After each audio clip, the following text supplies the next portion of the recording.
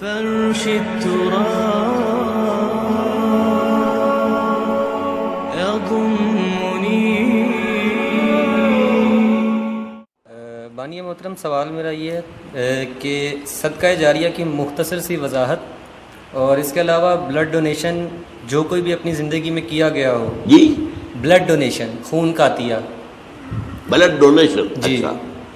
اس کا کس حد تک اجر و ثواب سے تعلق ہے، بشرطے اگر عطیہ کرنے والا شخص فوت ہو جائے؟ میں یہ اگلا حصہ نہیں سمجھا. اگلا حصے سے مراد یہ ہے کہ اگر کوئی شخص فوت ہو جاتا ہے، اس نے اپنی زندگی میں 2 4 5 لوگوں کو بلڈ ڈونیشن دیا ہوا ہے، اس کا کس حد تک اجر و ثواب ہے؟ اور صدقہ جاریہ سے متعلق کچھ تھوڑی سی وضاحت.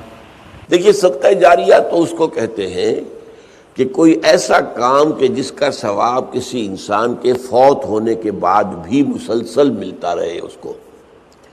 ورنہ اصل قاعدہ تو یہ ہے کہ موت آ گئی تو اب آپ کا جو ہے وہ جو امتحان کا وقت تھا اور جو کچھ کمائی کرنے کا وقت تھا وہ تو ختم ہو گیا.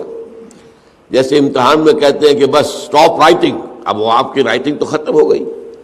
البتہ بعض اعمال ایسے ہیں کہ جن کے اثرات بعد میں بھی پھیلتے رہتے ہیں، اچھے اثرات، تو اس کے جو ہے اللہ تعالیٰ کی طرف سے اس کا ثواب بھی اس شخص کے مرنے کے بعد بھی اس کے حساب میں درج ہوتا رہتا ہے. بہترین صدقہ جاریہ نیک اولاد ہے. اگر آپ نے اپنی اولاد کی پرورش صحیح کی ہے، انہیں مسلم اور مومن بنا کر اٹھایا ہے، وہ اللہ کے فرما بردار متقی بندے ہیں، تو یہ جو ان کا وجود ہے، ان سے جو بھی نیکی پھیلے گی، ان سے جو آگے تقویٰ پھیلے گا، ان سے جتنا بھی بھلائی کا آگے فروغ ہوگا، اس کا ثواب آپ کو ملتا رہے گا. تو سب سے بڑا صدقہ جاریہ جو ہے وہ نیک اولاد ہے. اب اس کے علاوہ ایک صدقہ جاریہ مثلاً یہ کہ ایک شخص نے ایک دینی جو ہے درسگاہ قائم کر دی، زمین وقف کی، عمارتیں بنائی، دینی درسگاہ. اب یہ درسگاہ جب تک چلے گی اس کے حساب میں جو ہے اس کی نیکیاں جو ہے درج ہوتی رہے گی. اسی طرح دعوت و تبلیغ کا کام ہے. آپ کی دعوت و تبلیغ کے نتیجے میں جن لوگوں کو بھی ہدایت نصیب ہوئی، اب ان کی نیکیوں کا بھی اجر و ثواب آپ کو بھی ملتا رہے گا. اور وضاحت کے ساتھ کہا گیا ہے بغیر ان ينتقص من اجرہ شیء، وہ جو نیکی کریں گے ان کے اجر میں کوئی کمی نہیں ہوگی. یہ نہیں ہوگا کہ ان کے اجر میں سے جو ہے وہ دعوت اور تبلیغ کرنے والے کو اجر ملے گا، بلکہ یہ کہ اس کا اجر بھرپور اس کو ملے گا اور اس کو اضافی طور پر جو اس کو ملے گا.